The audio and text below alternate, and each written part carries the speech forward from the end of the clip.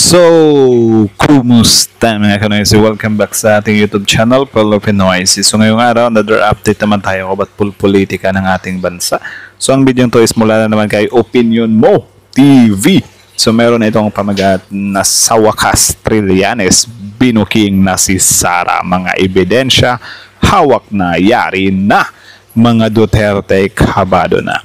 Actually, kahit alam naman natin na medyo tagilid na itong impeachment na to kasi sa dami nga ng mga senador ng Duterte is may tendency din talaga na hindi na siya may impeach. Pero syempre, need nating tingnan yung mga good side sa issue na to, and isa na nga dito yung sinabi ng isang attorney, 'di ba, na parang need ng mga senador na to na ipagpatuloy yung impeachment kasi parang 'di ba nag-aano sila na dapat draft resolution na lang or whatsoever na parang hindi na itutuloy or hindi na nila tatanggapin sa 20th Congress. Akala mo naman talaga sila yung parating masusunod, 'di ba? So, 'yun, wala lang. Tingnan natin 'to. So, bago natin simulan Opinion Mo TV, suportahan niyo 'yan. Tapos syempre, kung trip niyo na mga ganitong reaction video, may kasama kayong manood. Huwag niyo na rin kalimutang suportahan yung YouTube channel natin, Pilipinas. So, mga kanoysi, hindi na natin 'to patatagalin pa. Simulan na natin. Again, nababagat ng video ito sa wakas, Trillanes, binuking na si Sara. Mga ebidensya, hawak na, yari na. Mga Duterte, kabado na. So, Opinion Mo TV, Pilipinas. Like, comment, share, subscribe, start. Guys, welcome back sa ating YouTube channel, Opinion Mo TV. At ngayong araw na ito nga mga idol ay magbibigay tayo ng isa na namang reaksyon patungkol nga mga idol sa impeachment laban kay Sara Duterte. Ayon nga mga idol kay dating Senador Antonio Trillanes, ang mga senador na pumapanig kay Sara Duterte ay tila bingi at pipi dahil hindi nila nakikita nga mga idol ang tunay at totoo kung bakit na-impeach o nahaharap sa impeachment itong si VP Sara Duterte. At so sad lang din, 'di ba? Kasi from the word senators, so pinagsisilbihan nila yung taong bayan or nagtatrabaho sila sa gobyerno. Pero tila ba lumalabas na pinoprotektahan nila yung isang tao, 'di ba? Na ang issue pa man din is corruption. Like, what the heck? kahit pa nga daw nga mga idol harap-harapan na ang krimen na ginagawa ng mga Duterte ay para sa mga ito nga mga idol ito ay baliwala at tila kinakampihan pa nga ng mga ito ang mga Duterte kahit na harap-harapan na ang mga ebidensya at sasampalin na sila sa katotohanan ay tila patay mali siya nga mga idol ang mga senador na ito katulad na lamang di umano nga mga idol ng isang CCTV na nagpapatunay nga mga idol na si Pulong Duterte ay nag-aamba ng isang saksak sa isang tao na kung saan grabe, no? At hindi lang naman yung mga senador na yan, yung sa Duterte Black, kundi pati yung mga supporters nila, 'di ba? Yung mga DDS, like biruin mo, kumintan ka ba naman, 'di ba, na ano naman kung sila yung sa drug lords importante, may maganda siyang nagawa sa Pilipinas, like what? 'Di ba? Ibang klase na sila mag-isip, like di ko na rin maintindihan. Mga idol ay nakaalitan di umano ni Pulong Duterte. At narito nga mga idol ang mga pahayag ni Senador Antonio Trillanes hinggil nga mga idol sa ipinapakitang pabor ng mga senador na pumapabor sa mga Duterte na kung saan nga mga idol ay sinasabi na hindi na nila tinitingnan ang mga matitibay na ebidensya basta't ang alam nila ay suportahan lamang ang mga Duterte kahit na mali ang mga ito. Yung mga hardcore na Duterte senators, kahit na makita nila sa video na kung anong krimen ang ginagawa, hindi yan. No, nakita natin yung viral video ni Pulong Duterte na nag-a-attempt sumaksak ng isang tao. It didn't affect the hardcore followers ni Pulong. Ganon din dito. Grabe yung ganyan, ano? Like, kitang-kita mo na sa video na ambahan talaga yung tao. 'Di ba? Tapos malaman-laman natin na sa bar siya, tapos may asawa pala siya, something like that. So, parang wala lang sa kanila yon. Parang, ewan ko kung nino-normalize ng mga DDS or, hindi lang talaga nila trip na tingnan yun as kasiraan kasi sobrang diehard nga nila sa mga Duterte, di ba? Or siguro, mas pinili na lang nila na magbulag-bulagan sila sa part na yun. Kahit alam naman nila deep inside na mali yun. Baka nga yung iba dyan gusto nang kumalas, di ba, sa fandom na yan. Well, ako din naman, nasa fandom din naman ako nila dati. Pero simula nung si VP Sara kasi, siya yung siya yung reason kung bakit medyo naglaylo tayo or umalis tayo sa sa grupo ng mga DDS, Kasi parang mali namin di ba? Mali na yung susuportahan mo talaga yung tao hanggang dulo kahit harap-harapan na yung mga ginagawa nilang anomalya. Dahil ba solid kayo or tayo dati sa mga kay FPRRD, 'di ba? So parang mas lalong, I mean, ewan ko kung sa akin lang iba 'yon, pero parang sobrang cringy kasi siya para sa akin, 'di ba, na oh my goodness, di na tama tong sagad na loyalty na to Parang may mali na dito So ewan ko lang sa iba, I think medyo nasa part na sila ng buhay nila na parang nag-iisip na rin And I know for sure meron din naman mga dating mga Duterte supporter dito na parang wala na, hindi na nila idol yung mga Duterte. So comment na lang din kayo sa baba kung isa kayo doon sa dating solid Duterte supporter pero ngayon hindi na. Comment down below. Pakita din natin na hindi lang ako, di ba? Hindi lang nag-iisa, kundi marami. Hindi na yan maapektuhan. So ilan ba sila? Ilan po yun? We're counting at least, at most 5. Yung hardcore na Duterte na kahit the evidence is staring them in the face. Nandiyan na si Robin, Aimee, si Bongo, Bato, Robin, tsaka si Marcoleta. Yan yung solid. Then, pag titignan nyo, merong 10 na pwedeng kumaga leaning conviction or alam nila based on the information na nakita na beforehand leaning conviction Ayon pa nga mga idol kay Senador Antonio Trillanes ay hindi yung iba din kasi dito sabi na nga ni mismo ni Aimee Marcos, 'di ba?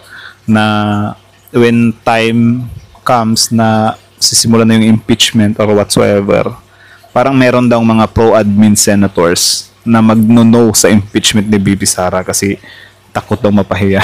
Something like that.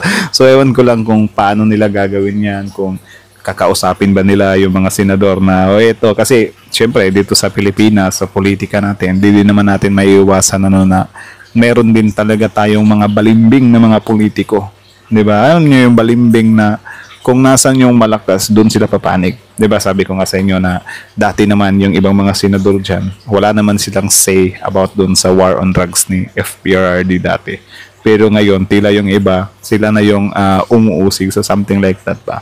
So, well, I mean, hindi na din tayo magugulat na yung mga nasa lane ng admin is baka babalimbing doon sa side ng mga Duterte. Magugulat na lang tayo na magno-no, 'di ba? Kasi mambabalimbing talaga 'yan. Puwera na lang sa yung mga tinatawag nila na pinklawan or dilawan kasi mga loyal talaga 'yan, bar. Kung ano talaga yung prinsipyo nila, kung magno-no talaga sila, no talaga sila, 'di ba? Kita niyo naman sila Hontiveros dati kahit sobrang lakas ng mga Duterte, wala talaga, hindi talaga sila nagpatinag, 'di ba? Kung ano lang yung nila, kung ano lang yung paniniwala nila, yun lang talaga. Hindi sila nagpapadala sa takot na yung sino ka mang malalaking tao dyan. Diba?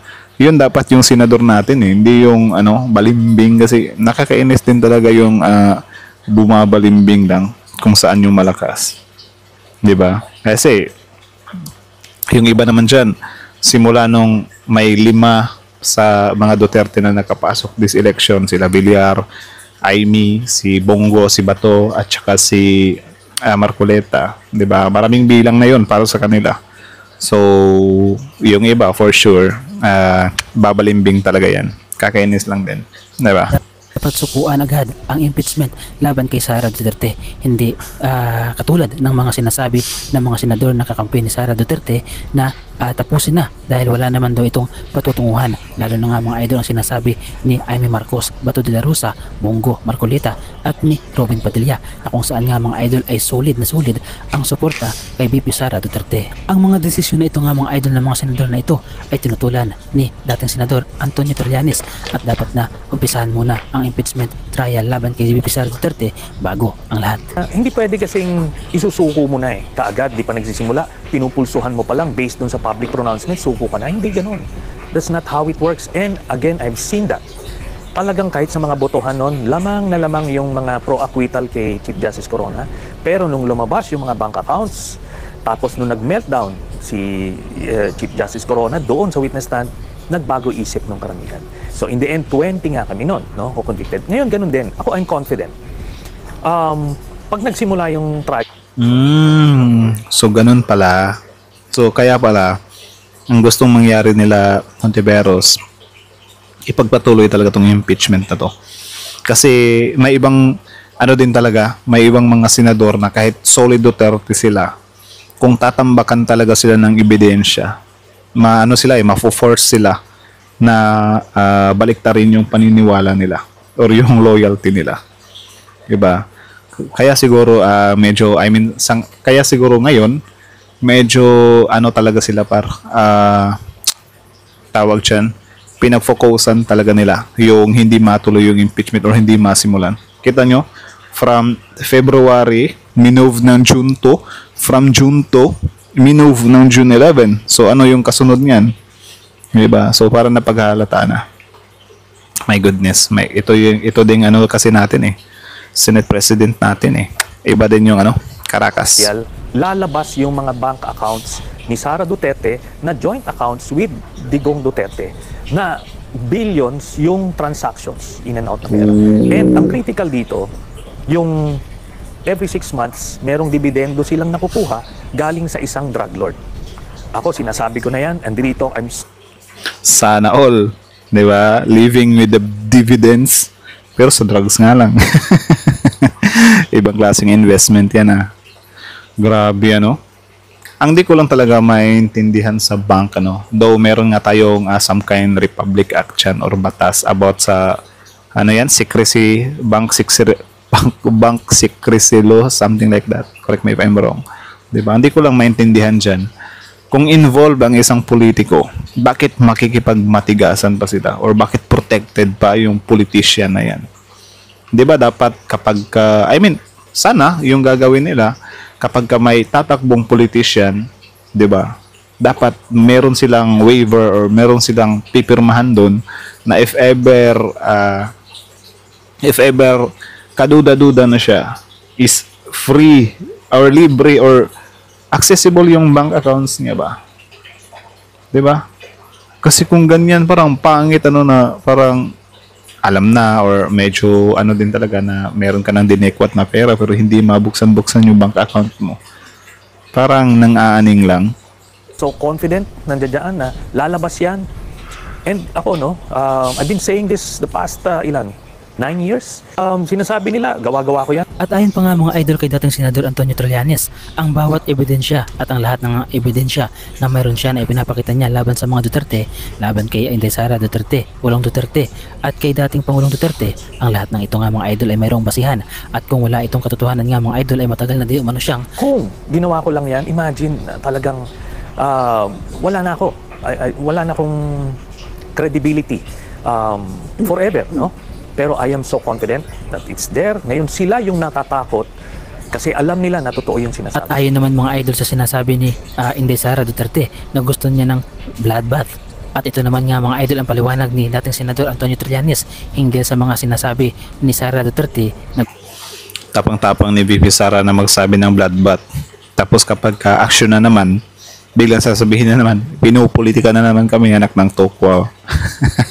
gusto niya ng bloodbath. Lip service yan nag-ano sila kumbaga, they're saying one thing but they're doing another. Kanino bang batayan sila Bato na nag-circulate ng resolution? Di ba sa kanya yan? Pwede nga sabihan, Mr. Bato, tigilan mo na nga yan. Baka sabihin, natatakot ako sa impeachment. Pero hindi. Si Sara, yung front lang niya yan na parang confident siya. But I can imagine her shaking. Hindi nakakatulog yan. Kasi alam niya, pag lumabas yun, again, every 6 months, nag-encash siya ng cheque. Cheque ito, manager's check. When she was mayor. Tapos every 6 months, pati yung mga kapatid niya, si Digong, si Hanilet, lahat sila tumatanggap ng dividendo from... Grabe. Sana all. Marami sana pera, kaso nga lang sa illegal galing. So, hindi lang pagbayaran yun. For sure, bulag-bulagan pa rin yung mga DDS dito. Diba? Ewan ko lang kung ano yung reaction nila if ever mapatunayan talaga ito na mula nung mayor pa sila VP Sara, meron ng mga ganyan na sobrang tagal pa ba. Ewan ko kung mananatili pa rin ba yung loyalty nila. Yung sa bank account lang talaga magkakatalo dito Drug lord. Pag nakita yan ng taong bayan, nako, pati yung mga supporter nila sa Mindanao, sa military, sa police, they will realize now na tama pala kami.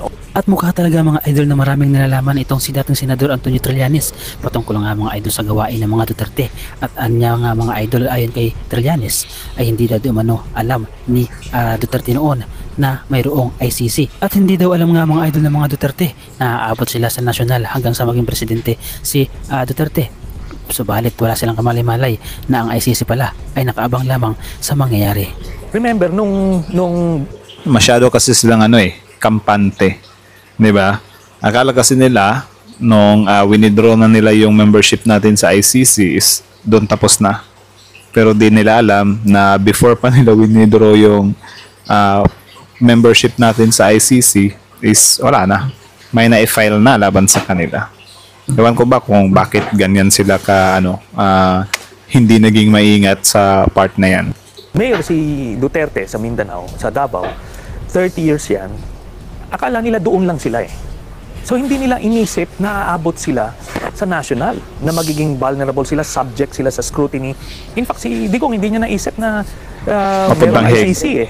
Di ba? So kaya nung ginagawa niya yung mga criminal activities niya, akala niya wala na accountability. So ganun sila pinalaki. Kaya nga sabi, pag nakita mo, hindi naman ito parang ignorance na bakit ka mag-i-encash ng cheque, no? Pero ganun na nangyari. For at least 4 na payments, then saka sila nag-ship sa cash. So, Wala naman sanang problema mga idol kung mamadaliin ang Yari, nadali pala sila sa sa digital trace. Okay. impeachment laban kay Sara Duterte. Subalit hanggat may mga senador nga mga idol na pansariling interes lamang ang kagustuhan at hindi ang taong bayan, at mga senador na isa lamang ang pinapanigan at walang iba kundi ang mga Duterte, ay walang mangyayari nga mga idol kundi lalong tatagal at magkakagulo sa Senado, at baka hindi pa mangyari ang impeachment na inaasam ng taong bayan. Kayong mga idol, ano ang masasabi ninyo sa mga nangyayari? Ano ang masasabi ninyo mga idol sa mga paudlot-udlot na impeachment laban kay Sara Duterte? At ano ang masasabi ninyo sa talino at husay na ipinapakita ni dating Senador Antonio Trillanes? Sayang lamang mga idol at hindi siya nanalo bilang mayor sa Caloocan. Sana sa susunod na halalan ay iboto natin siya, dahil alam natin nga mga idol na si Trillanes ay mayroong pagmamahal sa inang bayan, at siya ang bukod tangi nga mga idol na kalaban ng mga kurap na politiko. Ano ang Yan. So, yun lang naman mga so kayo na masasabi nyo dito, comment down below, tapos yun pag-usapan natin yan sa comment section. So, kitang-kita nyo naman yun malinaw pa sa klaro na wala, sayang din talaga hindi siya nanalong mayor sa Caloocan, Hindi ko lang maintindihan bakit hindi senador yung tinakbuhan niya. Baka lumusot pa siya doon. Pero I think hindi pa ito talaga yung right time. Baka sa 2020 tatakbo tong senador, So, di natin alam. So sana kasi yun nga, hindi naman natin sure talaga kung may impeach pa si VP Sara, kasi kita nyo naman yung mga senador nila sobrang hardcore, di ba? From former Senator Trillanes mismo, mga hardcore senador, di ba? Which is para sa kanila, para sa mga supporter nila, sobrang astig nun, hardcore ka di ba? Kahit anong mangyari, supporter ka ng mga Duterte. Pero para sa atin, parang gusto natin ng justice or ng accountability, parang nakakainis yung word na hardcore. Kasi parang nagsenador ka pa, di ba? Kaya nga, ito yung ito yung isa sa reason kung bakit nabuwag yung unity. Kasi ang inaakala kasi ng mga Duterte is since magkatandem sila ni PBBM, is magiging hardcore din si PBBM sa kanila. Like yung sa ICC or whatsoever, diba? So ang akala nila, magiging hardcore si PBBM. Hindi nila to na-anticipate or hindi nila to na pag-isipan talaga nung una, diba? Na mangyayari to. Kasi, biruin nyo, nung eleksyon, ang suot ni PBBM, pula. Pero nung nanalo na siya, ang suot niya na puti. Anong sinasabi niya? Since presidente na ako, wala na akong kikilalaning kulay. Puti na to, para na to sa lahat ng mga Pilipino. Pagsisilibihan ko ang green, red, pink, or kung ano pang mga kulay yan. So, yung sinabi ni PBBM. So, I think dito talaga mas nag-ugat yung yung pagkabuwag ng unity team, na yun nga, ang akala ng mga Duterte, loyal si PBBM sa kanila, like, to the fullest talaga, na ipagtatanggol ni PBBM si FPRD from ICC or whatsoever. 'Di ba? Kasi yun nga, ini-expect nga nila VP Sara kina Robin Padilla, 'di ba, na para ano talaga, sobrang diehard talaga to the point na parang I think 0% talaga na i-convict ni Robin Padilla si VP Sara sa impeachment, 'di ba? So same as PBBM, ang akala nila is susunod si PBBM sa kanila na hindi maipadala sa dahig si FPRD, hindi papanagot or whatsoever. Pero yun nga, 'di ba, si PBBM lang talaga yung inano niya talaga tinindigan niya talaga yun na wala nang kulay ito, 'di ba? Pagsisilbihan ko kayong lahat at the same time, walang kaibigan sa akin. 'Di ba? Kung may lumabas na issue laban sa inyo, lusutan niyo 'yan. Huwag niyo akong palinisin ng kalat ninyo, 'di ba? Kasi magba-backfire sa akin 'yan eh. Something like that siguro 'yung nangyari. 'Di ba? Kaya yun, hindi sila prinotektahan ng PBBM. 'Di ba? Sabi lang ni PBBM, yung ICC hindi pwede pumasok dito. Pero nung dinaan sa Interpol, ayun, nadahig si FPRD. Pero kung tutusin dapat ganyan yung politiko natin eh. Regardless kung sino yung tumulong sa'yo ng eleksyon, kung ano talaga, kung may maling nagawa sa inyo or nangyari sa inyo, panagutan nyo. Like yung impeachment. Kasi kung sila Bato, sila Marcoleta, sila Robin Padilla, kung ang ginawa lang sana nila, 'di ba, bago sila mag-decide na hindi nila ipapa-impeach si VP Sara, sana tingnan muna nila yung ebidensya. Kaso lang takot sila na ma-cancel sa yung mga DDS eh. Takot silang mabash or whatsoever siguro. 'Di ba? Kaya ang ginawa nila, wala, biglang no agad yun kung yung conviction nila. 'Di ba dapat sige, tingnan muna natin yung ebidensya. 'Di ba? Kung ilulusot ba or malulusotan ba ni VP Sara yan. Kasi para sa akin talaga if ever matuloy yung impeachment tapos nandyan na, sobrang linaw ng ebidensya, I think ito talaga sila Robin Padilla, magno-no pa rin talaga to, 'di ba? Kasi 'di ba, kita niyo naman, sabi ni Trillanes dito na yung kay Corona daw, sobrang daming pabor sana na hindi matuloy yung impeachment or hindi ma-impeach si Corona, pero it end up na 20 senators yung bumoto, 'di ba? So 4 lang yung hindi. So if ever magkaroon ng dito, impeachment trial talaga, yung 4 na yun, for sure expected na natin, yun yung mga senador nila, sila Robin Padilla, sila Bato, something like that. 'Di ba? Nakakainis lang. 'Di ba dapat sana meron din tayong rule ba na if ever magpo-vote ka ng no kahit sobrang obvious ng kasalanan ng sinusuportahan mo, is pwede kang parusahan. Dapat meron tayong ganyan. 'Di ba? Kasi hindi pwedeng sila lang yung mag-decide sa sarili nila eh. Dapat din sila, pulsuhan din nila yung mga ebidensya para sa taong bayan, kasi mga nga sila, 'di ba? Mga trabahante nga sila ng gobyerno. So dapat sa taong bayan yung loyalty nila. So abang-abang tayo ang lang talaga natin dito. Sana matuloy lang yung impeachment trial talaga Pero yun nga, ewan ko ba, pinapatagal nila eh. Kakainis. So anyways, hanggang dito na muna Opinion Mo TV. Subscribe nyo yan. Tapos syempre Pilipinoisy. Don't forget to like, comment, share, subscribe. So that's it. Thank you so much for watching. Pilipinoisy is out.